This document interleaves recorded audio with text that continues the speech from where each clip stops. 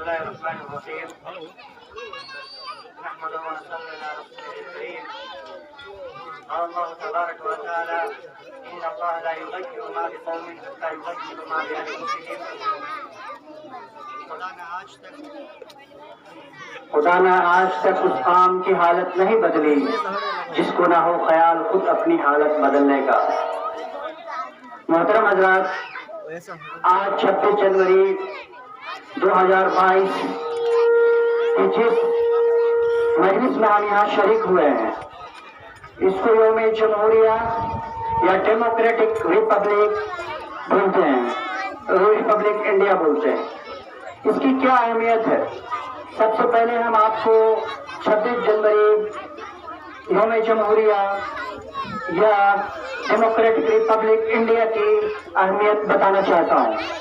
یاد رکھیے 15 اگست 1947 کو بڑی قربانی کے بعد، جیسا کہ وہاں ہارون رحمانی صاحب بڑی تفصیل میں روشناس کرایا آپ کو کہ جنگ آزادی میں کیا قربانیاں تھیں، کیسے ہم کو یہ آزادی ملی، آزادی کس سے ملی۔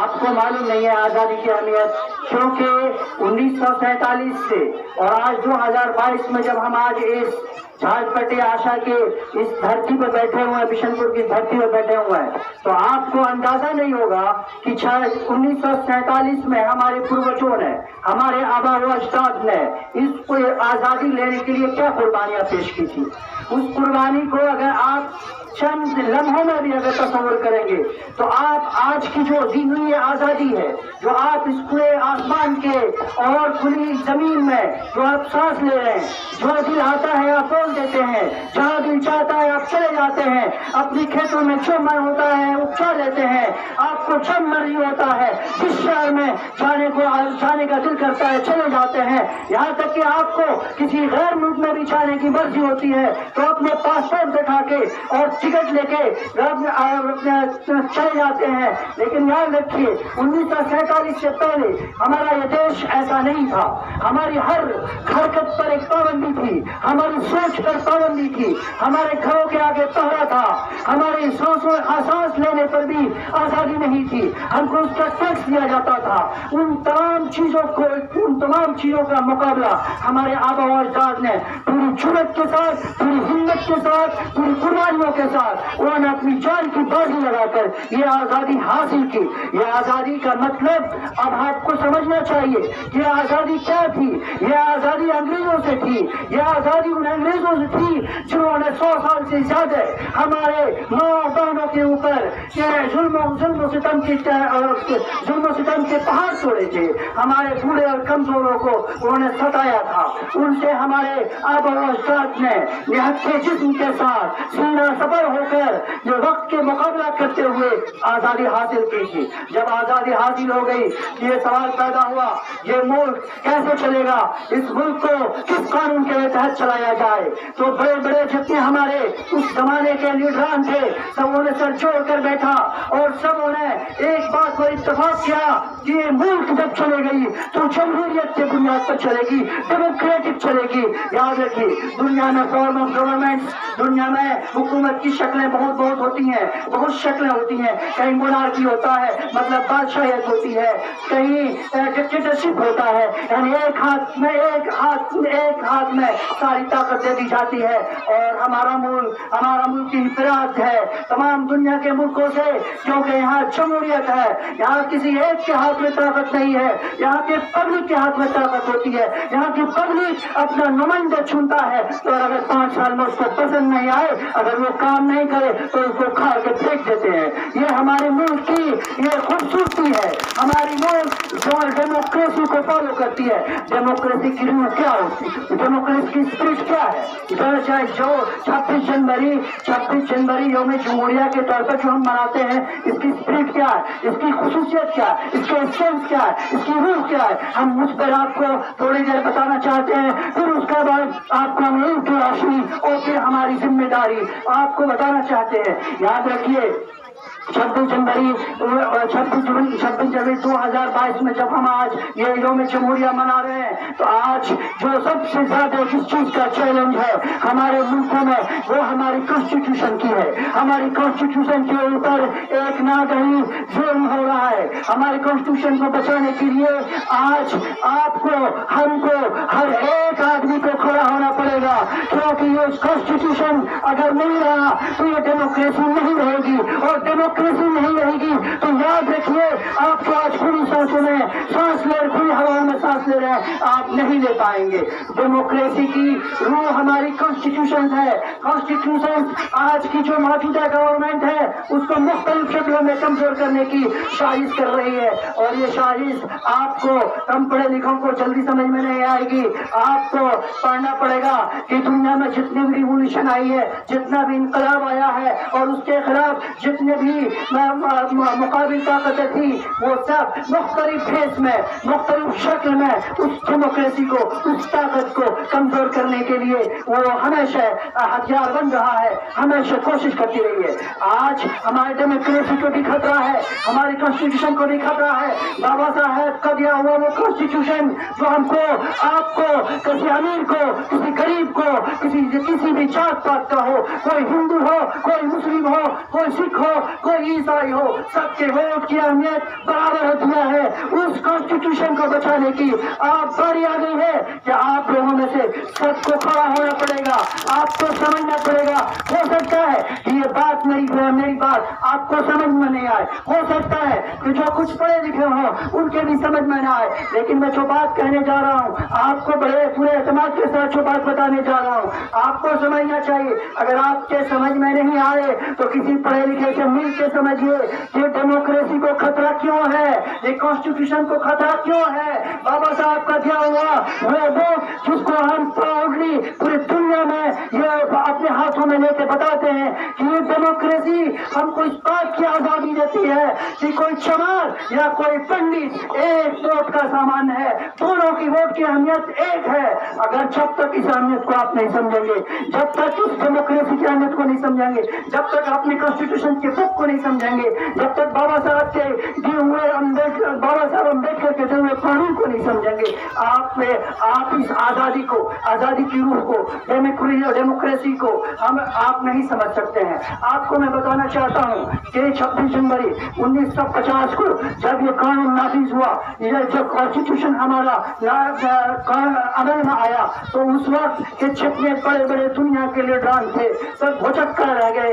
ये कॉन्स्टिट्यूशन ये कैसे हमारी कॉन्स्टिट्यूशन थी, आपके इंफॉर्मेशन के लिए बता दूं, पूरी दुनिया में लिखा हुआ सबसे लंबा तवील कानून है ये हमारा। इस कानून के तहत अगर आप हमसे पूछेंगे कि आप हमें एक कदम आगे बढ़ के बताने जा रहा हूँ, हो सकता है रिलीजियस लोग, दीनदार लोग मेरे ऊपर उंगली उठाएंगे, लेकिन मैं आपको बता रहा हूँ, मैं आलिम भी हूँ, मैं पूरे एतमाद के साथ, पूरे यकीन के साथ जो बात बताने जा रहा हूँ कि अगर आपको रिलीजियस बुक में और कॉन्स्टिट्यूशन ऑफ इंडिया बुक में अगर इख्तियार दिया जाए तो आप कॉन्स्टिट्यूशन को इख्तियार कर दिएगा, उसी को चूज करिएगा, क्योंकि आपका रिलीजन, आपका मजहब जिस बुक को फॉलो करता है वो कुरान है, और वो कुरान हमको इस बात की हिदायत देता है कि वो आप किस मुल्क में रहे, वहाँ की कानून को आप फॉलो करें, वो लैंड ऑफ लॉ को आप फॉलो करें। इसलिए मैं आपको ये यकीन के साथ कहता हूँ कि इस कानून, मेरा पूरा फोकस आज की इस तकरीर में सिर्फ कानून बचाने की है, क्योंकि मौजूदा दौर में तरह तरह से हर आजमा रहा है कि इस कानून को खत्म कर दे, उसको कमजोर कर दे। वो बेचारा तुम्हार पाजी चमार जो अकल तक जो अछूत था उसको अछूत के पोजीशन से उठा के आज ऊंचा आया है, फिर वो वहीं पहुंचाना चाहता है। इसलिए आप जो भी मुख्तलिफ शक्लों में, मुख्तलिफ जमातों में बटे हुए हैं, आप लोग अपने अंदर इत्तेहाद पैदा कीजिए, आप हिंदू मुस्लिम के नाम पर लड़ना बंद कीजिए, आप अपनी यूनिटी को बरकरार रखिए, अपनी मोहब्बत को बरकरार रखिए, और सामने जो भी आपको बाबा साहब के दिए हुए हुकूक और राइट्स के खिलाफ बोलने आए उसका मुंह नोच लीजिए, इसलिए कि यही आपके तरक्की करने की, आपके आजाद रहने की गारंटी है। वरना जिस दिन ये कानून خون کمزور ہو گیا. جس دن بابا صاحب کا دیا ہوا ووٹ کمزور پڑ گیا اس دن سب کچھ درہم برہم ہو جائے گا, یہاں کا نظام بکھر جائے گا. اب میں آپ کو بتانا چاہتا ہوں کہ یہ اسکول میں سب سے پہلے مولانا ہارون رحمانی صاحب کو مبارکباد پیش کرنا چاہتا ہوں کہ یہ کھٹا سبھنپور, یہ راج پٹی, یہاں تو دیکھنے میں بہت بڑے بڑے لوگ ہیں جن کے پاس مال و زر کی کوئی کمی نہیں ہے, زمیندار لوگ ہیں, لیکن جب نالج کی بات آتی ہے, جب تعلیم عام کرنے کی بات آتی ہے تو سب کے پاؤں شل ہو جاتے ہیں, سب کے ہاتھ بند ہوتے ہیں. آپ نے ان قسم پرسی میں, آپ نے فائنینشیل کرائسس میں بھی آپ نے جس طرح سے 2 سال سے یہ اسکول کو چلا رکھا ہے, آپ مبارکباد کے لائق ہیں. اور میں امید کرتا ہوں اور میں تمام لوگوں سے امید کرتا ہوں کہ آپ کے اس ہاتھ کو مضبوط کریں گے, کیونکہ آپ یاد رکھیے ایک اسکول صرف ایک اسکول کا مطلب نہیں ہوتا ہے. آپ مان لیجیے آج کی جگہ, آج اس جگہ ایک اسکول کے بجائے ایک عظیم عمارت ہوتی تو کیا آپ لوگ یہاں جمع ہو کر یہ 26 جنوری یا یوم جمہوریہ یا ڈیموکریٹک ریپبلک کو آپ سیلیبریٹ نہیں کر رہے ہوتے. کسی بھی قوم میں کسی بھی جگہ اگر کوئی اسکول ہے اس کو بچانے کی کوشش کیجیے, اس کو مضبوط کرنے کی کوشش کیجیے, کیونکہ یہ نالج کی روح ہے, یہیں سے نالج نکلتا ہے, یہیں سے نالج آپ کو دیا جاتا ہے, آپ کے اندر آپ کے بچوں کے اندر کانفیڈینس آتا ہے. آج میں جو آپ کے سامنے بول رہا ہوں اور میں آپ کو بتا رہا ہوں کہ میں دنیا کے کسی بھی اسٹیج پہ کھڑا ہو کے دنیا کے کسی بھی آدمی کو چیلنج کر سکتا ہوں.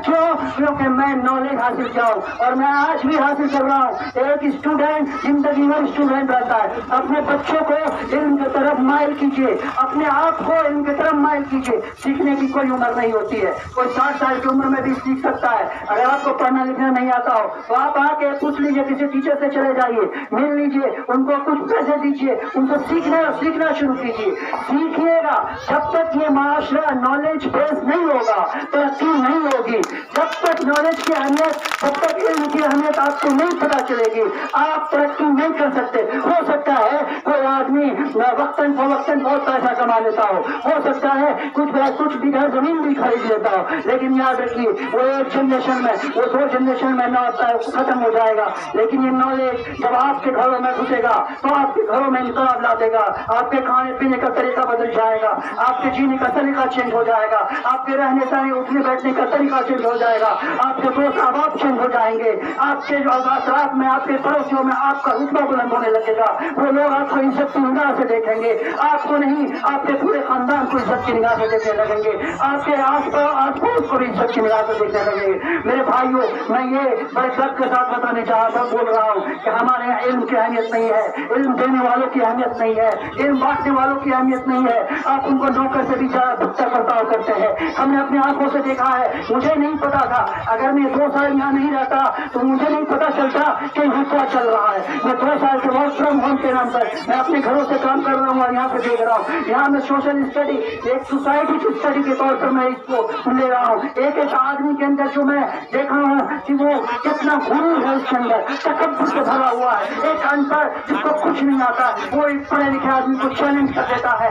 بغیر کوئی سوچ سمجھ کے, کیونکہ اسے علم نہیں ہے. اگر وہ علم ہوگا, اس کو نالج ہوگی, وہ نالج سے اگر مرسہ ہوگا تو وہ بولنے کا طریقہ اس کا الگ ہوگا, اس کو ڈیبیٹ کرنے کا, ڈسکشن کرنے کا طریقہ الگ ہوگا. میں دنیا کے کسی بھی شخص کو کوشچن کر سکتا ہوں, لیکن میرے بولنے کا, میرے پوچھنے کا طریقہ الگ ہوگا. میں اس سے سخت الفاظ میں بول سکتا ہوں, لیکن میں ادب کے دائرے میں ہوگا. آپ اپنے بچوں کو نالج حاصل کرائیے, ان کو آپ بڑی بڑی عمارتیں مت دیجیے, ان کو آپ اچھا کھانا بھی مت دیجیے, لیکن یاد رکھیے ان کو کاپی قلم کے پیسے ہمیں کے بھرپور دیجیے. آپ 2 ٹائم بھوکے رکھ جائیے, لیکن اپنے بچوں کے نالج سے سمجھوتا مت کیجیے. کوالٹی ایجوکیشن, جو سب سے عمدہ ایجوکیشن ہو, اس کی کوشش کیجیے وہ اس کو ملے. اور اس کے لیے اگر آپ کو اس صلی اللہ علیہ وسلم نے جو 200 سال پہلے کہا تھا, میں صحابہ کو مخاطب ہوتے ہوئے کہ اگر تم کو نالج حاصل کرنے کے لیے چین جانا پڑے تو چین جانے جانا, وہاں کوئی چینی تعلیم نہیں تھی, وہاں ٹیکنالوجی کی تعلیم نہیں تھی, وہاں الگ تعلیم رہا ہوگا. لیکن اس لیے میں کہہ رہا ہوں کہ آپ اپنے بچوں کو وقت کا سب سے ماڈرن ایجوکیشن, اپنے آپ کو صرف ریلیجیس تعلیم تو محفوظ مت کیجیے, صرف مولوی حافظ مت بنائیے, ان کو وقت کا سب سے ماڈرن ایجوکیشن. میں بار بار وہی بول رہا ہوں کہ آنے والا سمے साइंटिफिक दुनिया की हर चीज साइंटिफिक होगी, सब कुछ जो है इंटरनेट से जुड़ा होगा। अगर आपका बच्चा नॉलेज से महरूम रह गया, आपका बच्चा अगर नॉलेज हासिल नहीं कर सका, तो याद रखिए उनकी जिंदगी जानवर से भी बदतर हो जाएगी। इसलिए वक्त है कि अपने बच्चों को नॉलेज हासिल कराइए। खेत बिक रहा है तो बेच दीजिए, अगर 2 टाइम तो भूखा रहना है तो भूखा रह जाइए। बच्चों को एजुकेशन, और मैं बार बार इस बात पे ताकीद कर रहा हूँ कि मॉडर्न एजुकेशन, वक्त का जो कंटेम्पोररी, जो वक्त का जो सबसे बेहतरीन नॉलेज हो, वो नॉलेज हासिल करवाइए। क्योंकि आने वाला समय बहुत ज्यादा एडवांस हो रहा है, बहुत ज्यादा टेक्नोलॉजी आ रही है, और बगैर नॉलेज के हमारे बच्चे आज बिल्कुल अंधेरे में पाँव मारने जैसे होगा। अब मैं तीसरी बात पे आ रहा हूँ, माशरे की अहमियत, माशरे की रिस्पॉन्सिबिलिटी, माशरे की जिम्मेदारी। माशरा का क्या रोल होता है, एक माँ का, एक बाप का, एक पड़ोसी का, एक उसके बगल के पड़ोसी का क्या रोल होता है। एक माशरा में सिर्फ एक आदमी नहीं होता है, माशरा में सब छोटे बड़े, गरीब अमीर, बेटा भतीजा, माँ बाप, सब लोगों के मजमुआ को, सबके मजमुआ को माशरा कहा जाता है। अगर माशरा अगर तंदुरुस्त हो, माशरा अगर चाकोबंद हो, माशरा में अगर तालीम की अहमियत हो, अखबार की अहमियत हो, अक्ल की अहमियत हो, साइंटिफिक नॉलेज की अहमियत हो, तो माशरा दुनिया में सबसे बेहतरीन माशरा कहलाता है। अगर आप अपने माशरा को बेहतरीन बनाना चाहते हैं, तो मैं एक सबसे जो बात बोलने जा रहा हूँ, वो हो सकता है आप लोगों को थोड़ी देर के लिए तकलीफ पहुंचाए, लेकिन याद रखिएगा, ये जो मैं बात बताने जा रहा हूँ, आपके घरों को, आपके माशरे को ये जोड़ के रखेगा। आप बर्दाश्त करना सीखिए, आप बर्दाश्त करना, टॉलरेंस क्या है। आप अपने बेटे की बात अगर कोई खराब लगे बाप को, तो भी बर्दाश्त करे। बेटा को अगर बाप की खराब लगे तो भी बर्दाश्त करे। माँ को अगर बेटी की बात खराब लगे तो भी बर्दाश्त करे। माँ को बेटी को अगर माँ की बात खराब लगे तो भी बर्दाश्त करे। और इन सारे इख्तलाफात, दुनिया में इख्तलाफ होना लाजमी है। इंसान पैदा हुआ है तो उससे लड़ाई भी होगी, झगड़ा भी होगा, उसके आस पड़ोस में उसके इख्तलाफात भी होंगे, जमीन की भी लड़ाई होगी, पैसे की भी लड़ाई होगी। लेकिन इन तमाम लड़ाइयों के होने के बावजूद आप डिस्कशन, बातचीत से उस मामला को सॉल्व कीजिए। मैं यहाँ पे देख रहा हूँ बात में लोग गाली बजाने लगते हैं, बात में लाठी डंडा की बात करने लगते हैं। इससे माशरा आपका उठान नहीं, माशरे की उठान नहीं होगी। आप दिन ब दिन पीछे होते चले जाइएगा। माशरे के अंदर अगर कोई इख्तलाफ है, अगर किसी से किसी बात से नहीं बन रही है, तो दोनों आदमी बैठिए। मैं मुखिया सरपंच जिसको आप चुने हैं, वो 5 साल तक आपके नौकर हैं, आपके सर्विस में रहेंगे। वो कोई बाप आदमी नहीं है, वो आपके अंदर का चुना हुआ है। आप उसको मजबूर करिए कि वो आपके मोहल्ला के, आपके बस्ती के, आपका हर वो काम करे, और अगर नहीं करे तो आप लोग आवाज उठाइए। कोई किसी का गुलाम नहीं है, कोई किसी का गुलाम नहीं है। जब हिंदुस्तान उनको आजादी का हक देता है, जब बोलने की आजादी देती है, तो आप खुलेआम बोलिए। कोई भी शख्स हो, जब तक वो सच्चाई पर न आ जाए, जब तक वो कंस्ट्रक्टिव काम न करे, जब तक वो जो उसको काम करने की जिम्मेदारी, अगर आज टीचर नहीं पढ़ाए तो टीचर के खिलाफ बोलिए, लेकिन दायरे में। अगर स्टूडेंट नहीं पढ़े तो टीचर को चाहिए कि वो बच्चों को समझाए, दायरे में। हर एक को अपना हक अदा करना चाहिए। इसी को बोला जाता है वो जुल्म से जुल्म फ्री माशरा ऐसे उठाया जाता है। जुल्म का मतलब ये नहीं है सिर्फ लाठी डंडा चलाने से जुल्म होता है। जुल्म का मतलब यह है कि अगर माँ है तो अपने बच्चे की तबीयत अगर सही नहीं कर रही है तो अपने बच्चे को जुल्म कर रही है। बाप अगर अपने बच्चे को तालीम नहीं दिला पा रहा है तो बच्चा वालिदैन अपने बच्चों पे जुल्म कर रहा। इसलिए मैं चाहता हूँ कि माशरा जुल्म से आजाद हो, हर तरह की बुराई से आजाद हो। और ये मैं सबसे ज्यादा मुबारकबाद देना चाहता हूँ इस बिशनपुर को, जो बिशनपुर के कोख में एक ऐसा स्कूल जन्म लिया है, और मुझे उम्मीद है कि ये स्कूल दिन दोगुनी रात चौगुनी होगी। और मैं मौलाना हारून साहब की जिंदगी के लिए दुआ करता हूँ, अल्लाह ताला उनकी जिंदगी को मजीद तवील करे। और मैं हसन रजा के लिए भी दुआ को है, मेरा छोटा भाई है, कि वो इस काम में लगे रहे और मुश्किलात का सामना करते हुए उस आखिरी का रास्ता तय करे। मैं स्टूडेंट के लिए आखिरी में एक बात करके अपनी बात खत्म करूंगा कि देखिए, दुनिया के किसी भी कोशे में आप चले जाइए, आप अपने अंदर कॉन्फिडेंस पैदा कीजिए। अगर कॉन्फिडेंस नहीं है, अगर कम्युनिकेशन नहीं है, कम्युनिकेशन पे काम कीजिए, बोलने का तरीका सीखिए। बोलने का तरीका अगर आपको नहीं आता है तो आप ना अपने आपके अंदर रहते हुए इल्म को भी आप آپ کے سامنے نہیں بتا سکیے گا. کانفیڈینس پیدا کیجیے, اور ایسا کانفیڈینس صرف آپ کو نالج سے آئے گا, اور وہ نالج آپ کو اڑنا سکھائے گا. تو knowledge, deep knowledge, quality knowledge, اچھا تعلیم, کنٹمپرری تعلیم, ماڈرن ایجوکیشن, اس کو حاصل کیجیے تو آپ کے اندر وہ کانفیڈینس آئے گا جو ایک چڑیا کے اندر آ جاتی ہے. جب وہ کسی پیڑ کے ٹہنیوں پہ بیٹھی ہوتی ہے وہ چڑیا, تو اس کے ٹہنی کے ٹوٹنے کا اس کو ڈر نہیں ہوتا ہے, اس لیے تو اس کے اپنے بازو پہ بھروسہ ہوتا ہے. جب وہ ٹہنی ٹوٹ جائے گی تو وہ کسی اور ٹہنی پہ جا کے بیٹھ جائے گی. اسی طرح آپ اپنے اندر کانفیڈینس پیدا کیجیے, اور کانفیڈینس صرف نالج سے آئے گا, ڈیپ نالج سے آئے گا. اور میں معاشرے میں پیرنٹس سے, خاص طور سے والدین سے مخاطب ہو کے اپنی بات ختم کر رہا ہوں کہ آپ بھوکا رہ جائیے, ایک ٹائم کا کھانا مت کھائیے, لیکن اپنے بچوں کو ایجوکیشن دلائیے. ایسی بات میں اپنی بات ختم کر رہا ہوں. الحمد للہ.